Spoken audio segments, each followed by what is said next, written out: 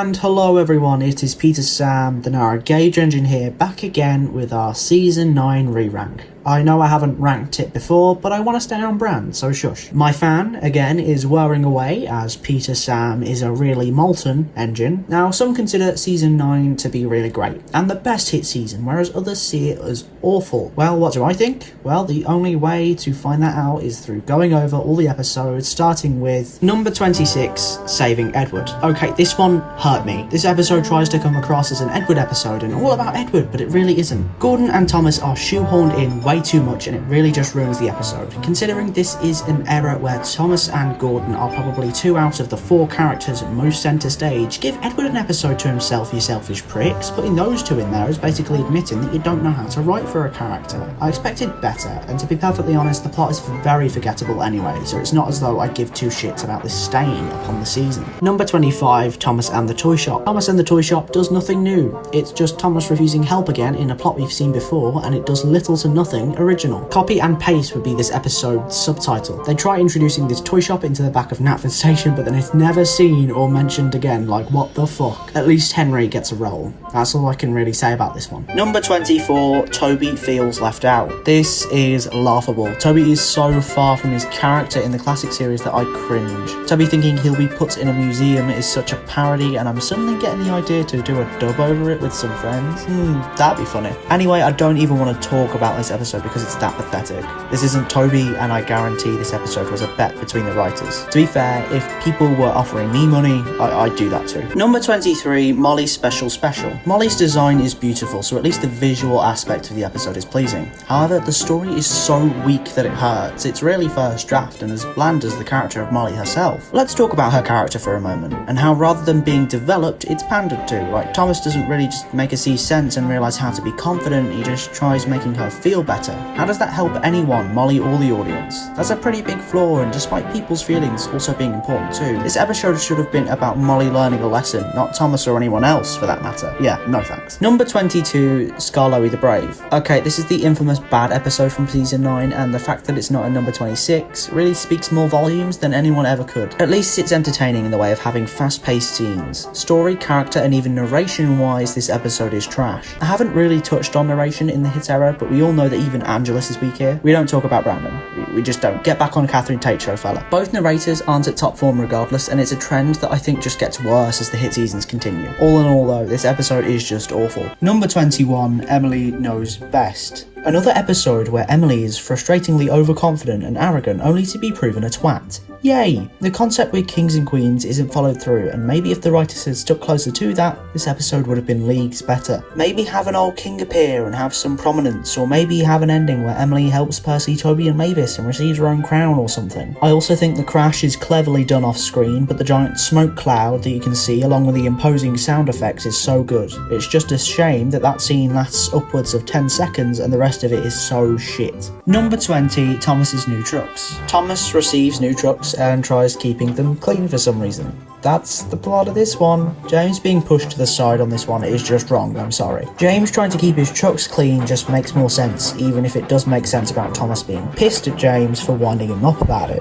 Thomas is so heavily shoehorned into the season that it is pretty sad. Yeah, apart from that, there's nothing much to say really. This definitely should have been a James episode though. Number 19, Tuneful Toots. Story-wise, this episode is okay, it's just the really annoying honking of Rusty's horn that plays throughout the episode that really gets me. For starters, it's nothing like Rusty to act like this, and also that two-tone is way too overplayed. I like how it becomes useful, but I can't shake that this was definitely a more Peter Sam thing to do, sadly enough. Rusty has been clearly shown to be very mature, so I'm sure even he would get annoyed at his own two-tone honking after a while. Yeah, this would be perfectly fine if not for the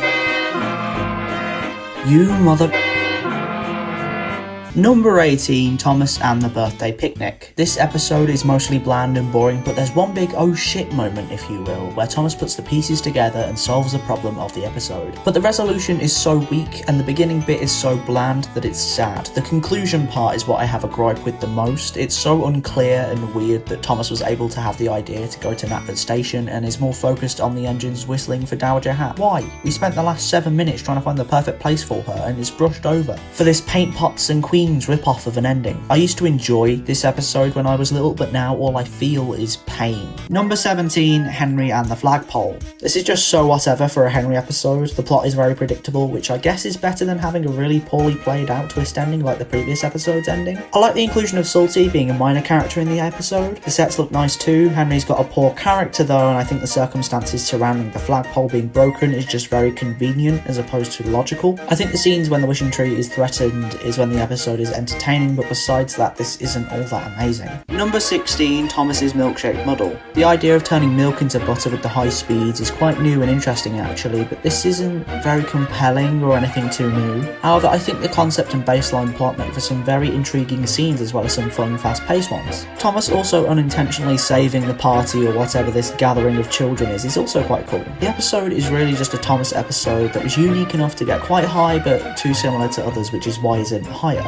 Number 15, Thomas and the Golden Eagle. Besides a sweet ending, everything about this episode is so samey. Same moral about friendship prevailing, same boring characters, same holiday makers coming to the island plotline, same everything. And it's boring, quite frankly. There's nothing that unique besides that nice ending that finishes the episode off on a high, albeit cheesy note. I'm finding with a lot of these episodes that are quite in the middle, I don't have a lot to say. I assume that's a good thing, as nothing outright makes me rage at their existence besides the ones at the bottom. I guess that's what makes season 9 such a weird one. Number 14, Thomas and the Rainbow. Remember what I said about same everything just before? Yeah, this is why. A boring crash, that friendship moral again, which just creates what has to be the cringiest ending from Thomas and Friends ever. This is coming from a guy who rates those seasons 6 and 7 cheesy ass endings, so you know it's bad. There's a rainbow going into Tidmouth Sheds, like what the fuck? I do, however, love one scene from this episode. It's that scene that's very similar to the one from The Great Discovery, where the engines all tell each other that Thomas has had an accident until he gets rescued. That is a very sweet scene and one that sticks with me. Number 13, Bold and Brave. To be quite honest, this episode's moral is done very well and reminds me a lot of the Bob the Builder episode where Muck's stuck in a tunnel scared, so that should show you how good the episode is anyway. Diesel's inclusion is a wise decision that improves upon the episode a lot. It's better than if Toby were the protagonist, let's be real. Also, Bill and Ben are here.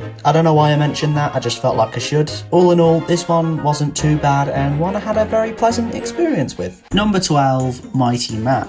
Okay, so I used to hate this episode. The pullback concept is so childlike and pathetic, and I do still stick by that. However, I did actually end up enjoying this episode. The resolve and conclusion are pretty strong, even if the beginning is tedious and just downright insulting to my brain. I like the design of Mighty Mac as well. They are coloured beautifully and definitely put a spin on the whole twin thing. I feel like they're characterised really well for the hit era of all things. It's just a shame that we never really saw them again, or they never got used much. Number 11, Thomas and the Statue. Welcome to me defending Thomas for a minute or so, because oh my lord, that statue does look like Thomas, and as a near enough adult human, that detail really makes me see both perspectives of the conflict here. It's a very clever idea, in my opinion, and the resolve ends the episode beautifully. I like that it's shot in the same location as the Tatma meeting scene. See, it's the little things that make this episode. However, the main story is so annoying.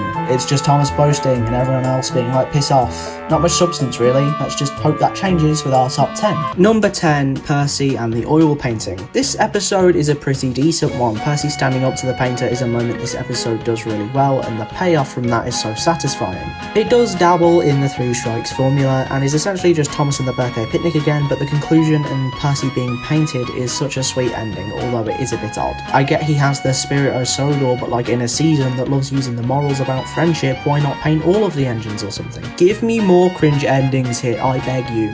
All in all, it's a perfectly enjoyable episode that does nothing too extravagant, and sometimes that's enough. Number 9, Thomas Tries His Best. An episode where Thomas finally does the right thing and gets a reward he deserves. Hallelujah. This is not only enjoyable, but the most morally rich episode of probably the whole season, and maybe even the hit era as a whole. And I know I keep coming back to this a lot, but the conclusive side of this episode is so enjoyable. And like Percy and the Oil Painting, the lack of extravagance works to its favour, as it's a very low-key concept that goes in tandem with its characters. Just a very peaceful episode that allows you to sit back and relax. No problems, no wrongful behaviour, just some internal dilemma and a chill story. Number 8, Flower Power. Unlike Halloween, this episode is a spooky episode that mixes in more amusing elements. Diesel and Thomas make for an amusing pair, and I have to say the model work here is superb. It's very easy to compare this episode to Ghost Train from season 2, and I can see why, as the story beats are pretty similar, and I'd say it works well taking from that episode. Before the climax, it is a bit bland and boring for a spooky episode, but overall I'd say this is one that I'm proud to say I grew up on. Number 7, Thomas's Day Off. Why does Thomas have to be the one to interact with Dennis here? A lot more fun interaction would be with Percy in my opinion, as he's hardworking and a bit dim in this era, and I think the story would be far cleaner if he was the protagonist, like a less shit Day of the Diesels. When it comes to the actual episode itself though, the story never leaves the audience bored as it's so perfectly paced. It's brilliant all throughout, which is commendable, especially since this is hit we're talking about. Do something 3 times, add an apology or some moral realization, have a conclusion and bingo, call it an episode. But Thomas's Day Off is too cool for that, or at least it does it in a very low-key way. Just a shame that Dennis never got developed, an actual promising character. Number 6, Rheneas and the Dinosaur. Let's address the elephant in the room for a second. Yes, Rheneas and Skarloey act incredibly out of character here, but this is the hit era, what do you expect? What it does well is everything else. Watching it, I was never bored, and I saw the bond that the pair had as something unique. I don't even think that Thomas and Percy have this sort of connection despite having far more episodes together. Maybe their relationship's more boring as it's shoved down our throats every other episode. Who knows? Now let's address the dinosaur in the room, because that's a cool prop and I have something kinda similar in my room. I don't know why this episode's so enjoyable, but it is, and again, I'm proud to have grown up on it. Number 5, the magic lamp. Okay, this is the episode. You know, the episode. The one that made me fall in love with Peter Sam. Again, I grew up on this episode and I can honestly say I'm so grateful for that. Yes, it may have the 3 strikes formula, but even then it's a well-crafted 3 strikes and adds to the mystery of Proteus's existence and presence on the narrow gauge. Harold's also not a dickhead for once, which tells you all you need to know about the episode. Although something that refrained me from not putting it further up the list is Peter Sam suddenly not being gullible. I don't believe it. He's been more of a childish type earlier in the show and hasn't really grown up much. I guess season 7 made him more adult-like, but it didn't turn him into an outright prick. But apart from that, it's so enjoyable. I have quite a fondness for it that I'll never let go. Number 4, Keeping Up with James. Things I'll always love about Thomas and Friends are the wintry sets, the interesting character dynamics, the heartwarming endings, and the cool crashes. Keeping Up with James has all of that and does it really well. The best part of the episode is the Edward and James dynamic, which wasn't as good as it was, but still holds up. The crash is fine, a bit melodramatic, but so am I, so birds of a feather flock together. And since it's a Christmas episode, you know they had to get that endearing ending in there. All in all, it's enjoyable and I don't really find anything wrong with it, so it rests right here at the high end. Number 3, Duncan and the Old Mine. Duncan and the Old Mine is quite a magical experience in my opinion. Duncan exploring this old mine from years ago called Cooley Caves, implying the existence of a Cooley Fell Railway, is quite an unexpected thing to hear about in the hit era. So to see it is a nice surprise. The mystical aspect of the episode is so compelling that it's so great to watch, and Duncan making his great escape is so rewarding after he gets stuck because claustrophobia. The set design is the obvious standout of the episode here. The mine collapse, the rocky cavern, oh it's so good. This feels like foreshadowing to the Great Discovery and I really hope it was, which makes me think maybe Duncan could have been the main character in that film. I think that would have been great. Number 2, Respect for Gordon. The Unlucky Tugs video analysing this one was really eye-opening for me, and I'll probably just end up reiterating what he said. I love that both the sides of the quarrel have full reasoning for their actions and the perspectives are very fleshed out. Gordon is perfectly in character and learns not to be so arrogant whilst the engines learn to be nicer to their express engine. A very solid plot. Also, that crash is very iconic in the hit era and is definitely a memorable one overall,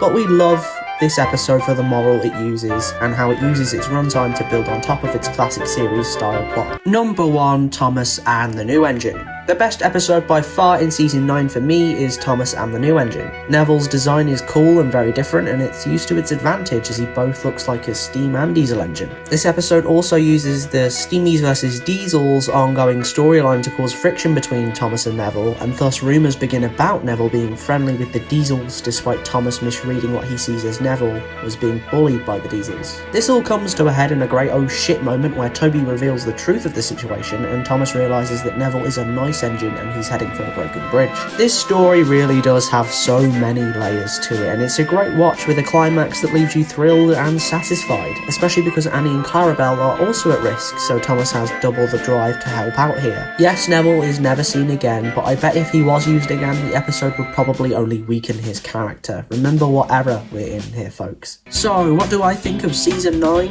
It's a definite improvement and such a fun and enjoyable season that it's hard not to like. Yeah, there are a few duds, but it's the hit era. Duds are part of the package. What matters are the good episodes, and the good episodes are quite good. But will this trend continue for season 10? We'll find out next time when we look at the episode from the season that I was born under. See you next time. Bye bye.